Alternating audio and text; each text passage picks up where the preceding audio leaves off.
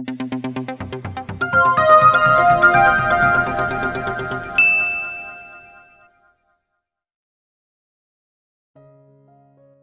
POV. Napatingin ako sa plato ko, at halos hindi ko pa nga nagagalaw ang pagkain ko.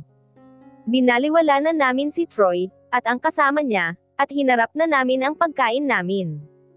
Kumain ka na, hindi naman tayo nananghalian kanina dahil inabot na ng gabi ang meeting natin kay Mr. Tuazon, ani nila. Tinusok-tusok ko ang pagkain ko at napapangiti na naman ako. Habang kumakain kami ay tumunog ang telepono ni Jethro, kaya mabilis niya itong sinagot, na may malaking ngiti sa kanyang lobby. Maging ako ay napangiti nang marinig ko ang boses ng kanyang mga anak. Namimiss na ba ninyo si Daddy ha? Wika ni Jethro, kaya napaupo ako ng tuwid at tinignan ko ang screen ng phone ni Jethro, at nakita ko ang kambal niya na masayang nakikipag-usap sa kanilang ama. Hi po, Ninong. Miss ka na po namin, wika ni Gian na ikinangiti ko, at kumaway ako sa kanila. Ninong pangalang ako sa mga anak ni Jethro, pero napakasarap na sa pakiramdam, paano pa kaya kung magkaanak na ako? Mas masarap siguro sa pakiramdam ang maging isang ama.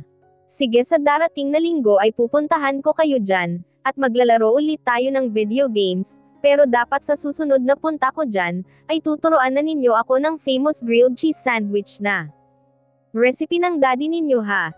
Tapos ibubulong din ninyo sa akin ang secret recipe ng mommy ninyo, sa kanyang Italian ravioli recipe ha. Wika ko kay Gian, at kay Gio, na ikinapalakpak pa nila. Yes po, ako po ang bahala kay mommy, kukunin ko yung mga recipe niya para ibigay sa inyo. Ani ni Gian, na ikinatawa namin ni Jethro ng malakas. Yari ka sa akin ngayon Jethro, magtatayo na rin ako ng Italian cuisine, at kakalabanin kita, wika ko. Sa tuwing dadalaw ako sa bahay nila, ay nakikipaglaro ako ng video games sa kanyang mga anak, at lagi kaming ipinagluluto ng kanilang ina ng grilled cheese sandwich, at sasamahan pa ng beef ravioli, kaya napapadalas tuloy ang punta ko sa kanila. Na-enjoy ko din ang makipaglaro sa kanilang mga anak, madalas nga akong magpatalo para isipin nila na ang gagaling nila. Ayokong makaramdam sila ng kalungkutan kung sakaling matatalo sila, ganoon naman ang mga bata. Parang ako noon na sa tuwing natatalo ako, ay kulang na lamang ay mag-iiyak ako, at isumpa ko ang kalaro ko lalong-lalo na si Leon noon, na hindi ako titigilan sa pang-aasar niya hanggat hindi ako umiyak. Bully noon si Leon, at lagi akong tinatawag na loser. Sige na, matulog na kayo, bukas na lang tayo maglalaro, at ayokong mapuyat kayo dahil may klase pa kayo bukas, ani ni Jethro, at napakawi akong muli sa mga anak niya. Hindi naman nagtagal, at natapos na rin silang mag-usap maging ng asawa niya. After nito ay didiretso kaninang bar, unwind lang, at hindi naman kami magpapakalasing, wala kaming balak na uminom ng marami. Nakakapagod din ang halos maghapon kaming nakipag-meeting, kaya kailangan din naming mag-relax. Ang cute ng mga anak mo bro, ani ko sa kanya. Naiinggit ako sa kanila, dahil silang lahat ay may mga anak na samantalang ako, marami nga akong pera, wala naman akong pamilya. Aanhin ko ang lahat ng karangyaan sa buhay, kung mag-isa naman ako. Ang lahat ng kaligayahang pinapangarap ko noon, ay tinanggal sa akin ng aking ina. Ngunit ngayong nasa piling ko ng muli si Amira, ay sisiguraduhin ko na hindi na niya malalapitan pang muli ang babaeng mahal ko. Hinding-hindi ko na siya hahayaang pumasok sa buhay namin ni Amira. Namumuhi ako sa kanya dahil sa ginawa niya sa amin ng babaeng mahal ko.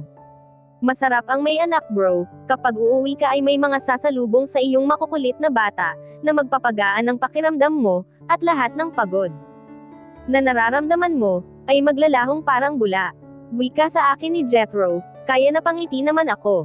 Siguro kung hindi kami nagkalayo ni Amira, ay may anak na rin siguro kami, siguro araw-araw akong masaya, dahil may pamilya akong uuwian, may anak, at asawa ako, na naghihintay sa aking pag-uwi galing ng trabaho. Yung may kasalo akong bulinggit sa pagkain, yung may tatawag sa aking daddy, habang nasa salas ako at nanonood ng TV, yung may tuturuan ako kung paano ang maglaro ng board games, na katulad ng nilalaro natin noon. Ang sarap siguro na may kalong na anak, habang naglalakad ako sa mall katabi ang asawa ko. Napakasarap siguro ng pakiramdam, kaya ngayon ay naiinggit ako sa inyo, dahil lahat kayo ay nararanasan na ninyo yan, samantalang ako ay mag-isa pa rin. Wika ko sa kanila, at napatingala ako dahil ayokong umiyak sa harapan nila. Humugat ako ng malalim na paghinga, at ngumiti ako sa kanilang lahat. Pangarap ko talaga ang magkaroon ng anak, kami ni Amira, pero hindi ko pa magawa hanggat hindi kami naikakasal, dahil masyadong mahigpit si Jeffrey sa pagbabantay ng kapatid niya. Daig pa niya ang Guardia Civil kung bantayan ang kapatid niya. Gusto ko nang maging tatay, gusto ko nang maramdaman na may akap ng munting bata katulad ninyo. Gusto ko nang makabuo ng pamilya, sa piling ni Amira. Gustong gusto ko na talaga, at hindi ko pa magawa ngayon dahil nga sa mga nangyari. Wika kong muli sa kanila, kaya natahimik naman sila. Kaya ko nga gustong mag-propose kay Amira, sa darating na kaarawan niya, ay upang mas mapadali ang pagpaplano ng kasal namin. Gusto ko pagtuntong ng unang buwan ng darating na taon, ay may kasal na agad kami ni Amira. Huwag kang mag-alala bro, at alam naman natin na darating ka sa point na yan. Huwag mo masyadong madaliin. Hindi ba at sinabi naman ng ama niya, na sa darating na taon ay maaari mo nang pakasalan si Amira. Sabi mo ay magpo-propose ka na sa kanya, tutulungan ka namin, para sa unang buwan pa lang ng darating na taon, ay pakasalan mo na agad, at saka kayo bumuo ng pamilya ninyo, ng maraming anak kung gusto mo. Wika naman ni Eman. Napabuntong hininga ako ng malalim. Kung ako lang talaga ang masusunod, ay iuuwi ko na si Amira sa kondo ko, tapos ay ibibili ko siya ng isang Harrison Estate para magawa niya ang lahat ng gusto niya, at nang makabuo na rin kami ng sarili naming pamilya. Ang pamilyang pinapangarap ko, sa piling ng pinakamamahal ko na si Amira, Vera Rojas. Alam ninyo na nakahanda akong talikuran, ang kayamanang mamanahin ko sa mga magulang ko. Nakahanda akong mawala sa akin ang lahat, huwag lang si Amira. Ang plano ko pagbalik ko galing ng France, ay pakakasalan ko na agad si Amira, kahit sa harapan lang ng isang judge, para wala nang may habol pa ang aking ina, pero sinira niya ang pangarap ko na makasama ko si Amira. Pinaniwala niya ako sa isang kasinungalingan, kaya hinding-hindi ko siya mapapatawad, wika ko. Hanggang ngayon, ay hindi ko makalimutan ang ginawang panloloko sa akin ng aking ina, at ni Pamela. Dahil sa ginawa niya ay nakarma siya. Niloko siya ng babaeng gusto niyang pakasalan ko. Ang laki ng kasalanan niya sa akin at hindi ko alam kung kailan ko siya mapapatawad. Nakita ko na napapailing ng ulo ang aking mga kaibigan, pero yun talaga ang nararamdaman ko, ang matinding galit para sa aking ina. Kung hindi sana siya nakialam, sana ngayon ay masaya na kaming nagsasama ni Amira, sinira niya ang tiwala ko sa kanya. Mahal na mahal ko ang aking ina, at napakalaki ng respeto, at tiwala ko sa kanya, pero sa isang iglap, ay naglaho ang lahat ng iyon, dahil sa ginawa niya sa babaeng mahal ko, sa amin ni Amira. Bro, huwag ganyan.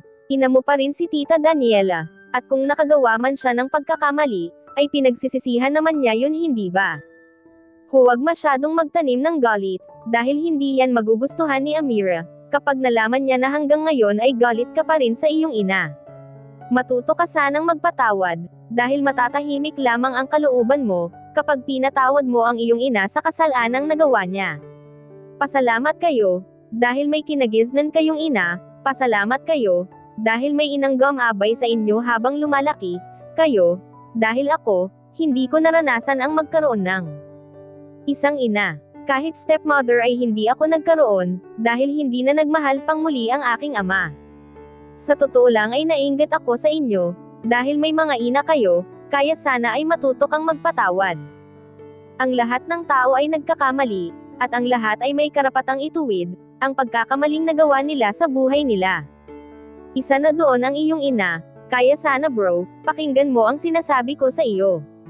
Napakapalad ninyo na may mga ina kayong nagmamahal sa inyo, kaya sana tanggalin mo ang puot, at pagkamuhi dyan sa puso mo. Mahabang wika ni Aaron. Hindi agad ako nakakibo. Hindi ko alam kung ano ang sasabihin ko sa kanya, dahil kahit noon pa man, ay alam namin na gusto niyang makaramdam ng pagmamahal ng isang ina, kaya nga kapag nasa bahay namin siya dati, ay lagi siyang pinagluluto ng aking ina, at inaasikaso. Ngumiti na lamang ako sa kanya, at napahugot ako ng malalim na paghinga. Sa loob ng halos 3 taon, sana ay may apo na din sila, natatawag sa kanila ng lolo, at lola hindi ba? Sana ay may tatawag na din sa akin nang, hindi ko na naituloy pa ang sasabihin ko, nang may mumunting tinig na nagsalita sa likuran ko. Para akong itinulod sa kinauupuan ko, parang may kung anong bumundol ng malakas sa aking dibdib, na hindi ko maunawaan. Dada, dada, parang nag-slow motion sa akin ang lahat, at ang pag-inog ng mundo ko, ay tila ba tumigil, dahil sa mumunting tinig na aking narinig, mula sa likuran ko. Napatingin ako sa mga kaibigan ko, na nanlalalaki ang mga mata, habang nakatingin sa aking likuran, at lahat ay nakatayo na. Hindi ko maipaliwanag ang nararamdaman ko, at bigla na lamang nagtuluan ang aking mga luha. Dada, dada, ani muli ng 2 tinig sa aking likuran, na hindi ko malaman kung haharap ba ako, o kung ano ang susunod kong gagawin. Ang mga luha ko ay tila ba bumubulwak na balon, na hindi na mapigilan ang pagdaloy sa aking mukha. Ang pagkabog ng aking puso ay tila ba may milyong-milyong kabayo, na nag-uunahan sa pagtakbo, kaya napahawak ako sa aking dibdib, at napahagulgol ako nang hindi ko alam kung bakit. Mumunting tinig pa lamang ang naririnig ko, pero ang puso ko ay naghuhumiyaw na sa sobrang kaligayahan, na hindi ko maipaliwanag sa sarili ko. Ito ba ang tinatawag nilang lukso ng dugo, na kahit hindi ko pa nakakaharap ang nagmamay-ari ng mga tinig, ay iba yung kaligayahan na agad sa puso ang nararamdaman ko. Ito ba yon? Ibig bang sabihin nito, na ang mga batang tumatawag ng dada ay mga anak ko? Dahan-dahan akong humarap sa kanila, at pagharap ko, ay 2 batang magkamukha, ang nakangiting nakaharap sa akin, at nakikita ko sa kanilang mukha ang wangis ko. Ang puso ko ay nakaramdaman ng kakaibang kaligayahan, na ngayon ko lamang naramdaman sa buong buhay ko. Oh God! Bulong ko, at nagsimulang manginig ang mga kamay ko, na tila ba gusto ko silang yakapin agad, hanggang sa tuluyan na nga akong napaluhod, sa harapan ng 2 batang hindi pa man nila sinasabi sa akin, ay alam ko na agad na mga anak ko ang kaharap ko, at mahigpit ko silang niyakap, habang walang patid akong umiiyak. Humagulgol ako ng humagulgol, at nararamdaman ko ang mga taong nakatayo sa paligid ko, na hindi ko na binigyan ng pansin, dahil ang atensyon ko ngayon ay nasa 2 bata na tumawag sa akin ng dada, ang 2 batang nagbibigay ngayon ng kakaibang kaligayahan, dito sa aking puso. Kaligayahang ngayon ko lang naramdaman sa buong buhay ko. Totoo ba ang lahat ng ito?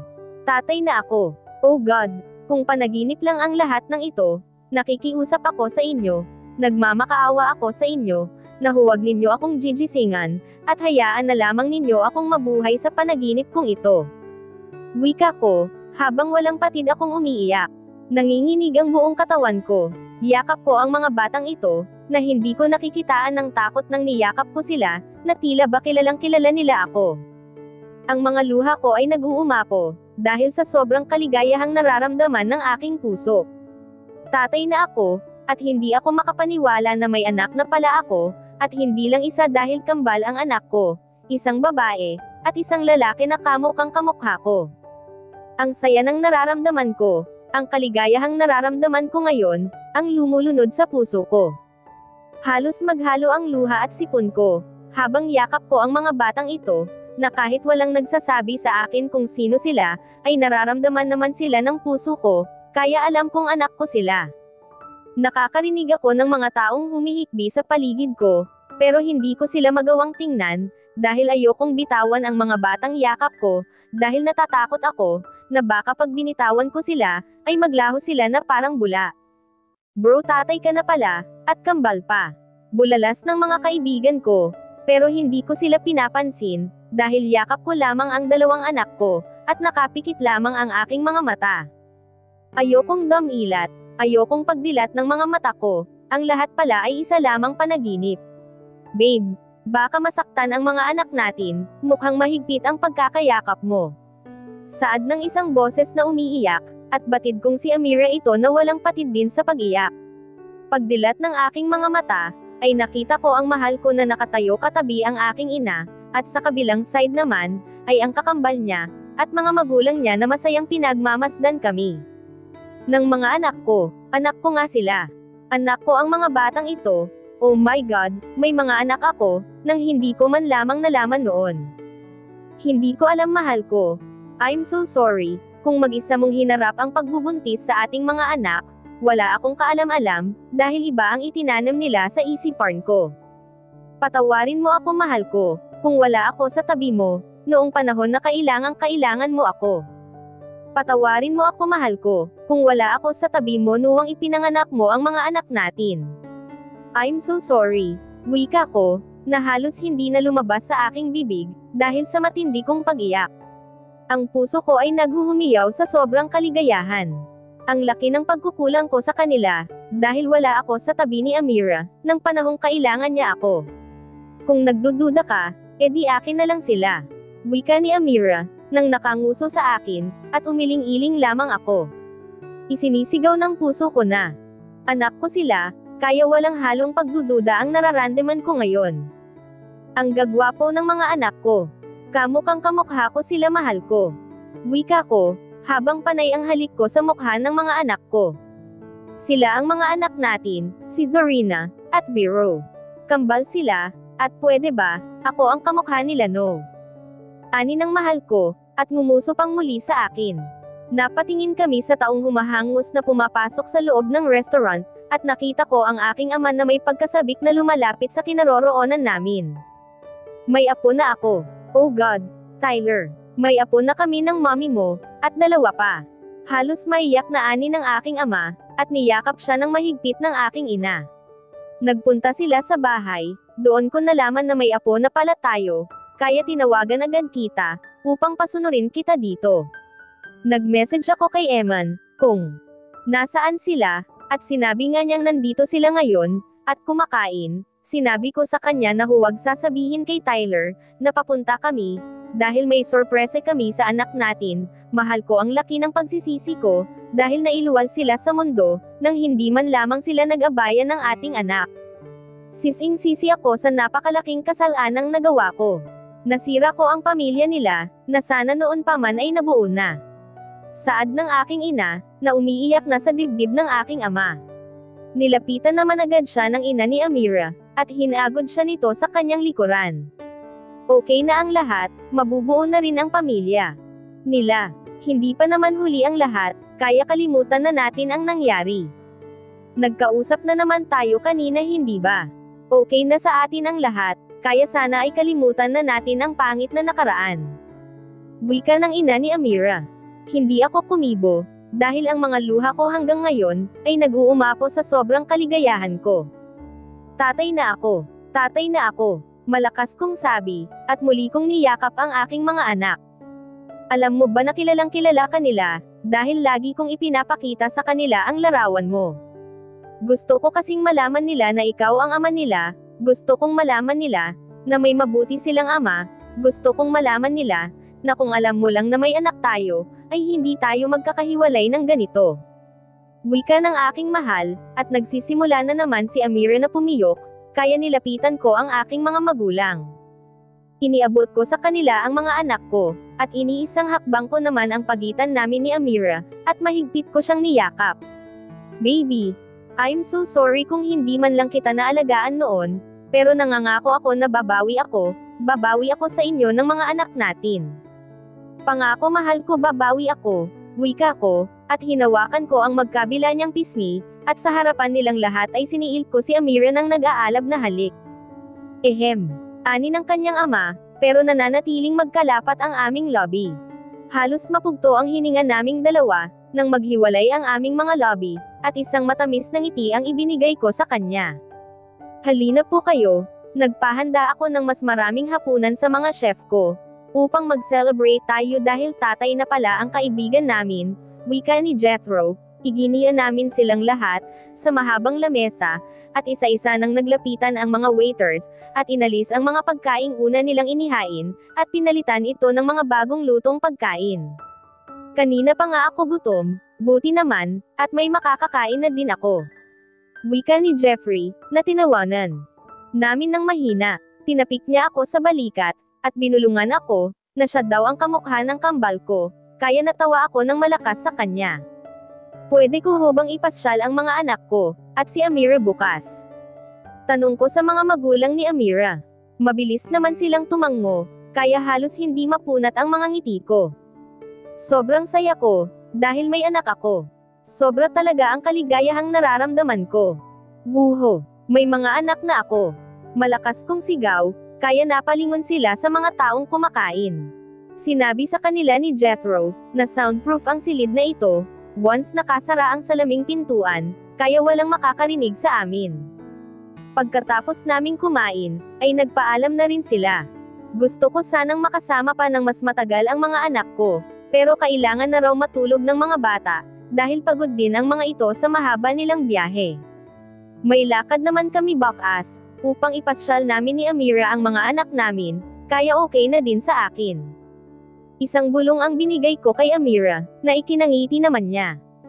May kasama si Amira bakas, kaya hindi ka makakascore. Sira ulo ka. Ani ni Jeffrey, halos malaglag ang balikat ko sa narinig ko, at malakas na tawanan mula sa mga kaibigan ko, at sa kakarbol niya ang maririnig sa loob ng pribadong silid na ito. Pagkaalis nila ay kumaway pa ako, at hindi maalis ang malaking ngiti sa aking lobby. At muli kong binigkas ang mga pangalan ng aking mga anak Zorina Harrison, and Vero Harrison. Wow! Pangalan pa lang ng nga anak ko, ay aking-akin na sila. Wika ko sa aking mga kaibigan, at isa-isa nila akong tinapik sa aking balikat. Son, pwede ba kitang makausap? Wikang aking ina. Napahugot ako ng malalim na bantong hininga, at tumingin ako sa kanya. Isang mahigpit na yakap ang ibinigay ko sa kanya, kaya humagulgol ang aking ina sa aking dibdib, at nakita ko ang aking ama na nagpunas ng kanyang luha. Kalimutan na po natin ang mga nangyari, may mga anak na ako ma'am, ang saya ng puso ko. Sobrang saya ng puso ko, wika ko sa kanya. Tumango lamang siya ng tumango, at hindi na magawa pang sumagot, dahil na rin sa matindi niyang pag-iyak. Tama si Aaron, iisa lang ang ina, at maswerte ako dahil naranasan ko ang mahalin ako ng isang ina. Na hindi niya naranasan sa buong buhay niya. Mahal na mahal kita ma'am, kayo ni dad. Kayo ang dahilan, kung bakit ako nahubog na isang mabuting tao, at gwapong nilalang, ani ko, upang mapangiti ko na ang aking ina.